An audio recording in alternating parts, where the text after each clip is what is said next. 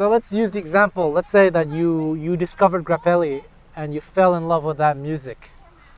So the first thing you want to do is learn the songs that you like. And chances are you already kind of know the song because you already listened to it so many times. It's in your ear already. The only thing you need to do now is to translate the sounds that you hear to your instrument, which hopefully shouldn't be too difficult. And if you're somewhat of an accomplished violinist, if you're a good classical violinist, then your ears are already really good. You should be able to do this very easily. So you translate Grappelli's lines to your instrument. But that's not enough. What I'm about to teach you is the most important thing about living the life. You have to learn to listen to music in a very specific way, and it has to come naturally to you. So for some people, they already have ears like that. They might not even realize it. For others, you'll probably have to train to be able to do this. And if you have to learn music theory, if you have to learn all sorts of things, it's totally fine, as long as you're able to acquire this skill. In fact, it was pretty funny. He said it very harshly, but there's this gypsy jazz player. His name is Angelo Debar. I was translating a workshop for him, and someone asked him, should I learn music theory? And Angelo Debar said, well, music theory is for people who don't have ears like us, but want to enjoy music like we do. So then they learn music theory and they can appreciate like we do. A bit harsh, but if that's what it takes to develop your ears, do it.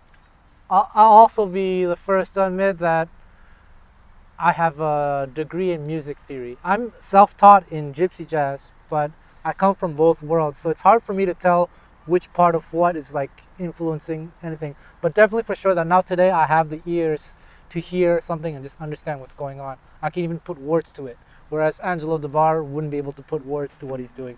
So I said it was not enough to just translate Grappelli's lines to your violin, because that's actually what a lot of classical violinists have done, but they still don't know how to improvise.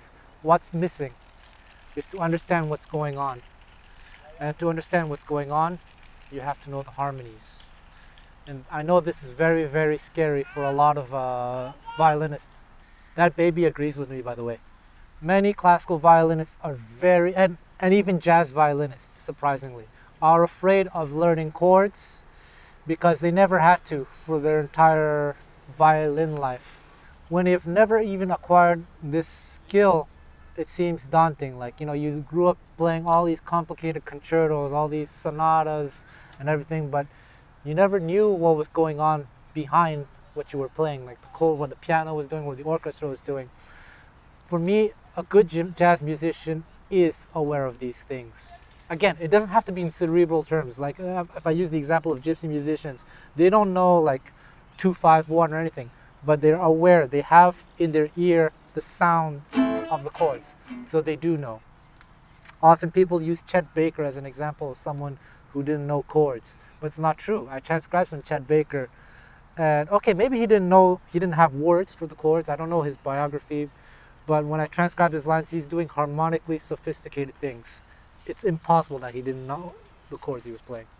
And I also worked with violinists who tell me that, oh yeah, I don't really know the chords.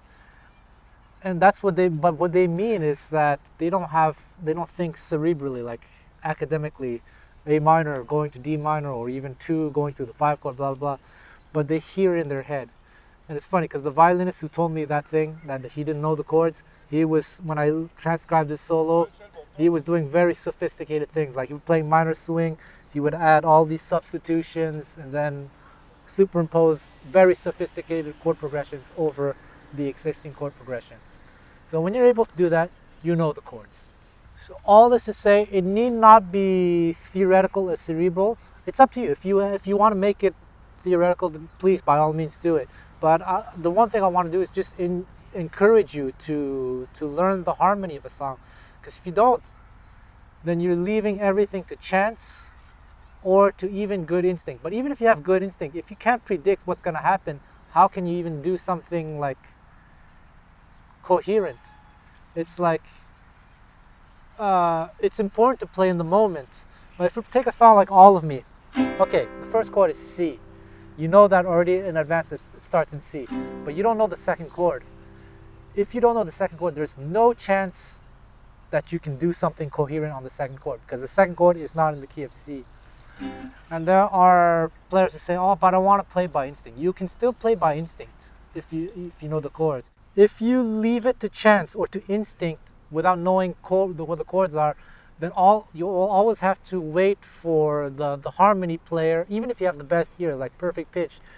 You'll always have to rely on the accompaniment to determine what to play, and then you correct notes.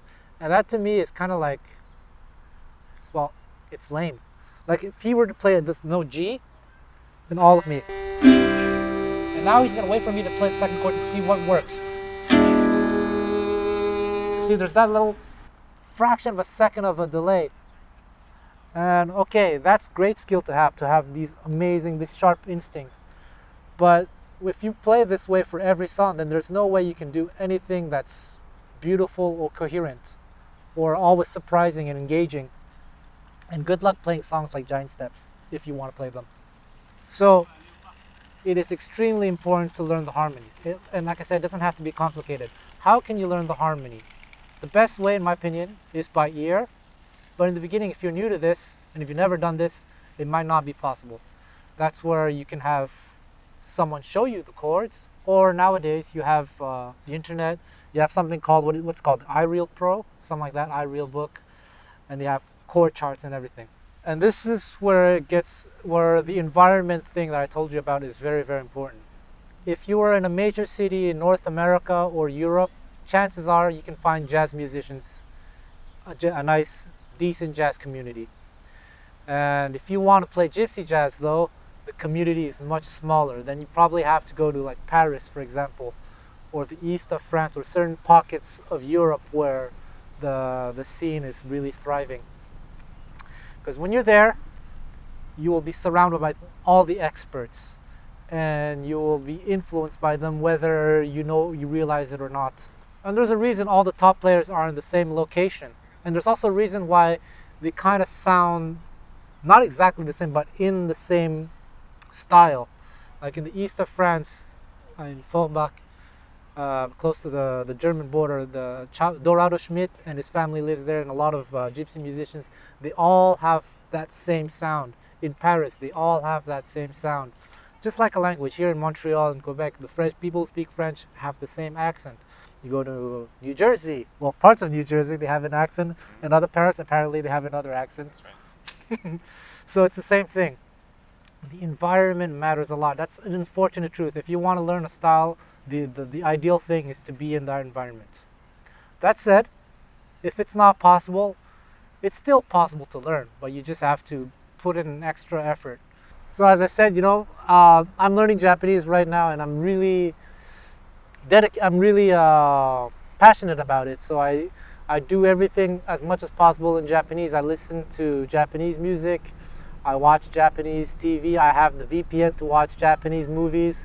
I watch pixelated Japanese movies. I eat ramen, sushi, and all that stuff. So and it was actually the same for me with gypsy jazz. I spent a lot of time in gypsy camps and with European friends. But at home, I had to spend all day watching gypsy jazz videos before YouTube even. I had these VHS tapes, listening to Django 24/7, just that, or Django style players. In fact, in Australia, there's this guy, a friend of mine, John Delaney, who learned in Australia, and he sounds like the real deal. So it really is possible. It's just, unfortunately, more effort. So to backtrack, ideally you find someone to teach you the chords to the song, or use the iReal book or something like that. But that's the next important thing that you should know. And I wish someone had told me this when I was younger. There can be more than one way to play a song as far as chords are concerned. So if someone teaches you one version of a song, or you learn it from the book, don't assume that that's the only way to play it. Try to keep your ears and your mind open to the fact that there can be so many ways to play. And that's what I love so much about harmony, is that it can really greatly influence the mood of a song. Not just the harmony in general. Like in some songs you play A7, but in other songs it's going to be a G minor. So that's completely different chords.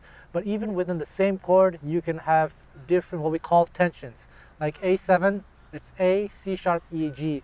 and you can add notes on top of those to create what we in jazz music call tensions. We can add a B flat, we can add a B natural, all these different things. The tensions that you use or don't use can greatly affect the music.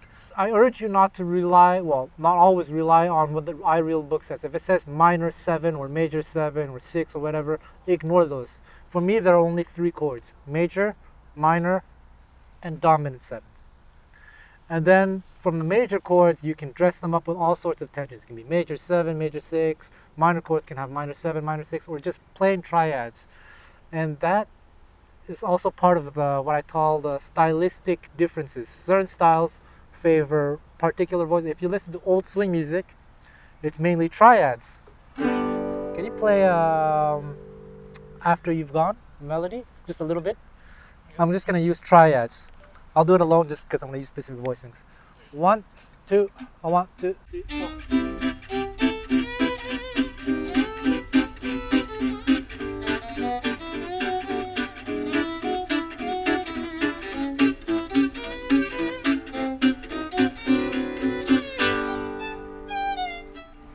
So that's in the old style, using these very simple chords. Whereas in sheet music, they might say C major 7, C minor 7. First of all, C minor 7 doesn't even work with the melody. Things like that, and it depends on the style you play. If I play this, let's pretend After You've Gone is a bossa nova tune, and now I would use chords that are more common in bossa nova. Can you play the same 1, 2, 3, 4?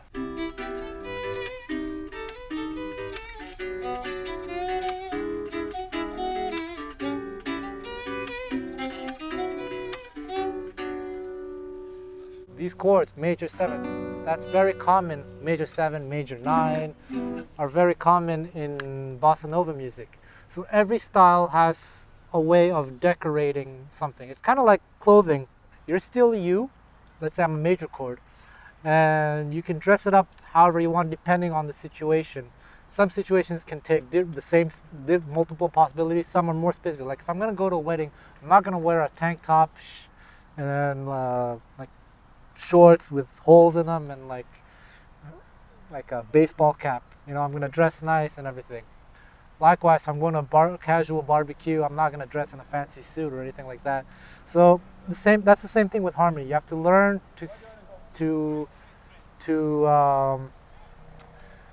discover what works in what situation. Just don't assume.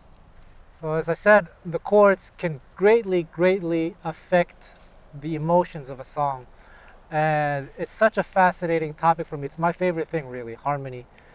And I spend a lot of time, especially when I'm learning standards, I like to go to the first recordings of set standards to discover what musicians were doing. Because nowadays people use the books, and then it means there's only one way to play it. But back in the day, everyone harmonized songs in a way that seemed right to them in that moment. And you can discover so many different ways to play the same standard. If you look at a song like There Will Never Be Another You, check out all the early recordings. They're all not totally different, but there are quite a lot of significant variations compared to what we have today. Since I'm in Japanese mode now, I'm gonna show you how harmony can greatly change the mood of this Japanese lullaby. It's very easy. So in this first version, we're gonna probably use a very plain vanilla harmony, and I'll write down the chords as they come along. Let's play it. 3, 4.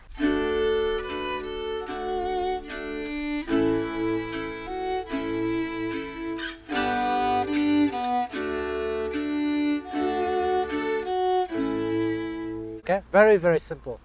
But now check out how interesting it can get. 3, 4.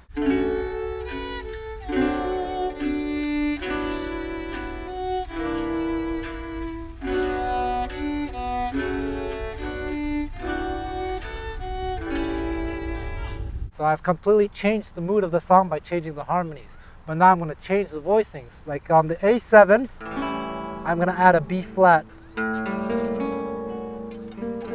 Let's try it. 3, 4.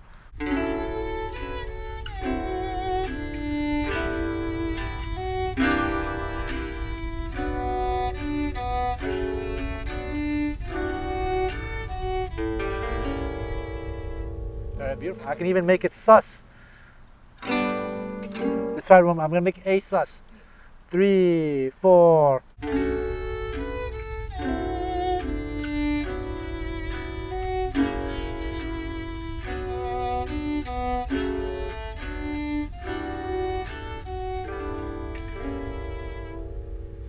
And one point I replaced the G minor with a C9, and at one point I started doing C9, I decided to do F sharp 7 because it fits the melody.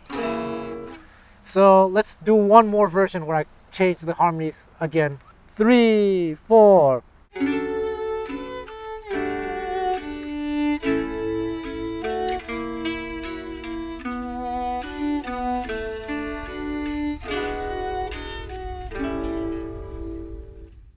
So learn the chords on your instrument and then play them along with your favorite recordings, like songs like minor swing and everything. So if you're playing a string instrument like violin, you can do double stops, you can do basic arpeggios, or you can turn your violin to like a mini ukulele and do mandolin chords. All sorts of things are possible. Ideally, you have someone who can show you this.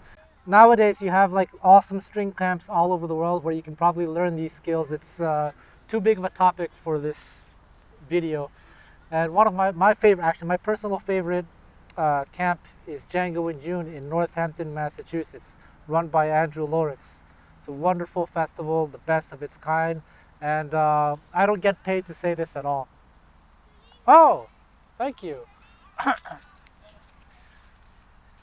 Or you can go to my DC Music School website. I have quite a number of violin players who teach some of these things. What's also cool with modern technologies, you can get a pickup for your violin or a microphone. You can get a loop pedal where you can, maybe do like basic arpeggios and then jam along to it. Or you can record yourself multiple tracks. And even with like certain pedals, you can pitch shift, so I can make it sound like a cello or a bass. So you can do bass lines and everything. So basically, try to listen to be like a conductor in classical music. Be aware of what every instrument is doing, and that's what I've been trying to develop myself as a musician, to be more aware of what the bass player is doing, what the drummer should be doing, what the piano player is doing, everything. So that can only help you, especially if you lead a band. Then you can give like more specific guidance if you want to make certain arrangements. So all that about harmony, you can see why it's very important. The next step is to see the melodies that you play, try to relate them to the chords. See how they relate to the harmony. It's not always the easiest thing to do. Luckily in swing music, it's often quite simple. So it's usually fairly obvious. You can even take melodies to a song like After You've Gone. See how every note relates to the melody. Da, da, da, dee, dee, da, dee, da. By doing this, you realize that over a C chord, the notes G, A, B sound good, and over the C minor, the same notes sound good. So then you're relating that to the harmony. Can you do a solo just playing like, and I'll play the chords. 1, 2, I want 2, 3, 4. See how the melody influences what the? Fuck up. I'll leave that. It's funny. So you can learn quite a lot just by studying a melody if you analyze things this way and you learn to absorb the sounds. I encourage you to do this with a whole bunch of songs. So that's step number 1. Learn songs. How many songs? A whole bunch. Which ones? The ones you like the best. But if you go to these festivals like Django in June, for example, people will be jamming on songs and you'll see that there's a common repertoire. So I'll give you a list of songs that you might want to check out, right?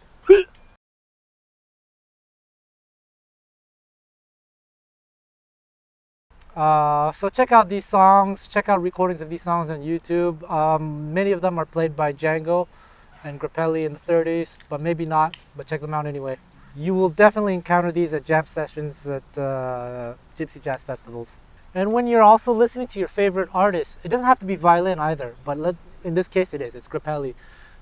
It's not enough to just learn to play the notes. Try to copy the inflection.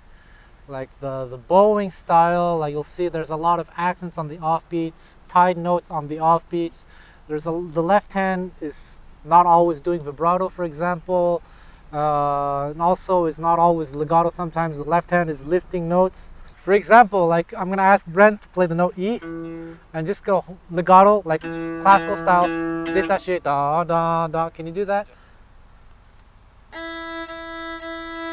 That's classical style, but you'll notice that Grappelli will do the same tempo, but he will lift the notes like a ghost note. Well, he did it faster, but yeah, that's the effect. Things like that, try to listen to these inflections, the way he slides into notes and things like that. And especially the timing, that is very important. You have to have really good sense of time. Everyone has their own timing signature. So if you're to Grappelli, try to, especially if you like his playing, try to copy his time signature. Be really precise. And then you start to transcribe the solo, or lift the solo. And you don't have to learn entire solos. Like let's say you have something you want over E7 chord, you don't know what to do. And you hear Grappelli play this line. Here's a typical Grappelli line. Hard to do that bend on the guitar. Can you play that on the violin?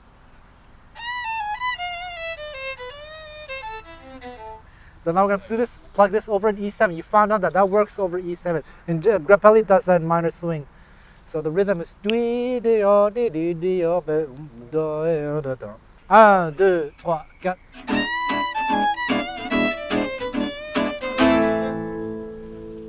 So you see? So then you realize, oh, that you can use that over E7. Then you can do that in all of me because there's an E7 chord.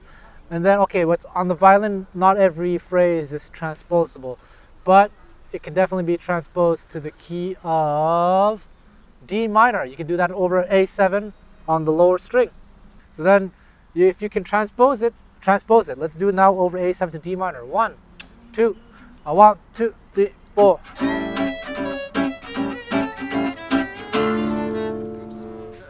That's okay. So you see, that's the idea. So try to absorb the sounds and then try to use them in different situations. If you have something over A minor chord, you can do it over D minor, you can do it over G minor, etc. Use your ears, use your instincts. Like here's another typical gypsy jazz cliche. Can you do...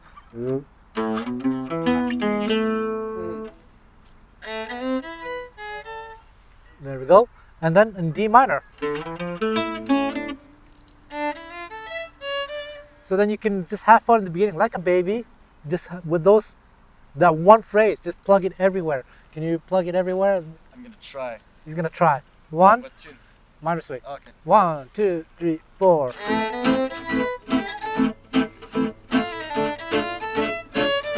See, you plug it everywhere. Yeah, you can do that. Now let's try over a minor blues. So you have to learn the chords to minor blues. 1, 2, 3, 4.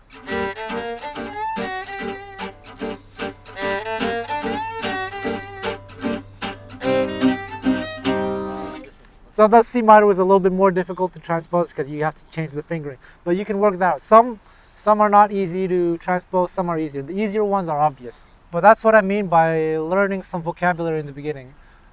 If you have the talent to manipulate vocabulary so that it doesn't sound like a lick, like a plug and copy paste lick, good for you. But if you don't, then you can do this until you have that ability. And to gain that ability, you have to do a lot of times. You have to pay careful attention to each note that you're playing so you absorb the sound, and you have to relate each note to the harmony. And by doing this, you are training your ears to this style of music. This is another important topic, ear training. What does that mean? There's the academic kind of ear training. And my friend told me a story. I forgot who told me the story. I don't even know if it's true, but it sounds likely because I've encountered this similar stories before, where someone wanted to learn to play blues guitar. So he went to a teacher, and the teacher said, before you play the blues guitar, I don't know how he speaks like that, but before you learn to play blues guitar, you must train your ears. Here, we'll do some ear training tests. What interval is this? And that, to me, of course, learning is always good. Any kind of learning is great, but I fail to see how this relates to blues. If you want to learn blues, why not train your ears to hear blues music? So learn some blues lines.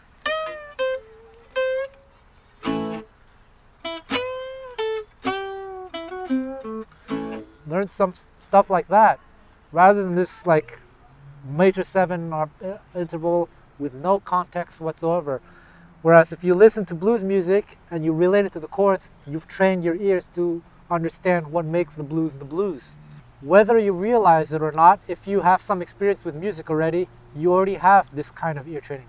For those of you who do wedding gigs, violinists, I bet that if I were to play this melody and you were blindfolded, you would be able to reproduce this immediately. Right? Cat and D.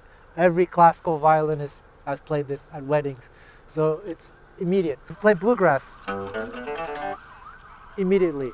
And if you hang out with Bren, Zach, and me, you probably know. So I think above all else, stylistic ear training is the most important thing you can do. And that means lifting solos, just doing it by ear. Eventually you can also listen to different genres of music and then incorporate into your own style. It doesn't matter. You have to do what you like. In the end, you are what you listen to, just like you are what you eat. Ramen! And if you do this enough times, your ears will get used to this, to a point where you don't really have to lift anymore. And that's what it is with me. Like, I don't spend too much time lifting solos anymore. I can just hear and understand what's going on and reproduce the same effect. Not necessarily the exact same line, but the same idea. So that's what it means to speak a language. If I were, okay, so now we're speaking English. Let's say, I'm assuming most of you are fluent in English. And if I were to say 10,658, right away, if I ask you to repeat, you probably do it easily, 10,658. Why is that? Because in your brain, you know how to decompose 10,658. You have 10,000, you have 600, you have 50, and 8. But if I were to say that in another language, you'd probably be completely lost. 10,658. Left them in the dust. But for you, very easy, right? Yeah. That's what it is. It's the same thing in music, improvisation. It's not enough to just like recognize the sounds. You have to understand the meaning of the sounds. And that's why you have to do so much lifting, and you have to try to understand how it relates to the chords.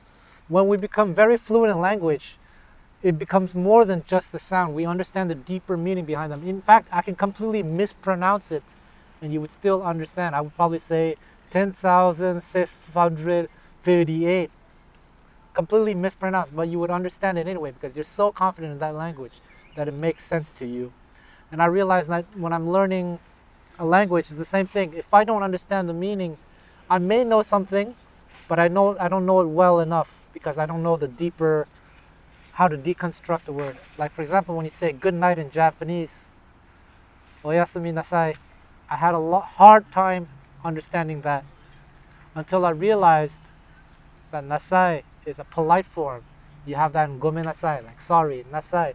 Then suddenly nasai was very, very easy for me to understand. And then I realized, oyasumi, yasumi is take a break, like a vacation. Oyasumi nasai, break please, that means good night. Before I knew that, I just couldn't remember that expression. I tried to memorize it, I tried to repeat it every day, it just wouldn't stick until I understand what it meant. It's the same thing when you listen to like, I don't know, swing music. One of the most common cliches over like a G major chord is this. Di da da, di ba ba. Can you repeat? Can you do that? You see? We didn't rehearse this. He just knows. If you listen to Louis Armstrong, Sidney Bechet, Kanye West, Django Reinhardt, you will hear this cliche in one form or another. And you can explain it. Like you can say, okay, it's the third going to the seventh to the sixth. But that's not even thinking that. Just take it for what it is. That's why I believe when it's possible, keep it as simple as possible. Don't only make it theoretical if you really, really have to. I'm not thinking like fourth, third going down to the seventh thing. I just know that it starts on the third and that's enough. Just have this. And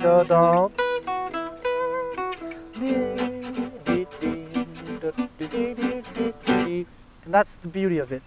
So you acquire all these small little melodic cells within the style, and the more you acquire, the easier it becomes to make sense of it all just by ear and instinct. And that's why it's also very important to learn a whole bunch of songs, because when you learn a whole bunch of songs, the chords, you realize there's a lot of common chord progressions in different keys. Instead of learning one song in all 12 keys, why not learn 12 songs? And if you learn like 100 songs, the keys will start to cross over with the same chord progressions. I've learned so many songs now that I can hear a swing tune and just play the chord progression after one listen. I'm talking about like the cliches. I'm not talking about unique songs that have special things. But even that, sometimes I can. So just like I'm familiar with the English language and in French, it's very easy for me to manipulate my words. I can find a million ways to say the same thing. So as you transcribe, you're going to learn all sorts of cool things, like all sorts of ways to decorate chords, like an arpeggio. Like if you have a G major, you're going to learn about this. You're going to learn about this, etc., etc. All from transcribing. It doesn't have to be theoretical, but it could be if you want it to be. And another big advantage of learning by ear, by listening, is you're going to discover how to improvise over songs. Now you're going to realize something early on when you transcribe, is that the idea of playing changes doesn't mean that you have to play every chord all the time or in a vanilla way. Often you'll see that different improvisers have different things. They like to superimpose sounds. For example, over 2-5-1, if you don't know what this means, it doesn't matter. It's, let's say, in the key of D, E minor 7, A7. What a lot of jazz musicians in the early days like to do was ignore the A7 and just think E minor. And E minor 7, E minor 6, E minor triad, or even E minor major 7. Again, if you don't know these things, it doesn't matter. But let me give you a demonstration. I'm going to ask Bren to improvise over the chords of Coquette. Well, the original chords of Coquette is just D and A7. But I'm going to play the modern version, which is D, E minor 7, A7, E minor 7, A7, D. And it's going to light up somewhere on the screen. So you're going to try to, if you don't mind, play arpeggios, play D, E minor, A7, E minor, A7. It's going to be very vanilla, and it's not in the style at all. One, let's play together. 1, 2, 1, 2, 3.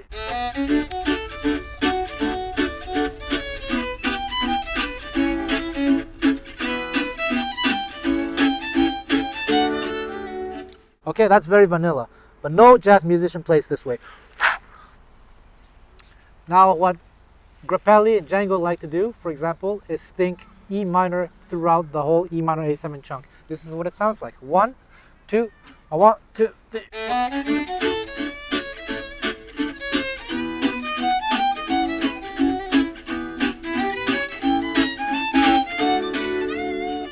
See, that's in the style.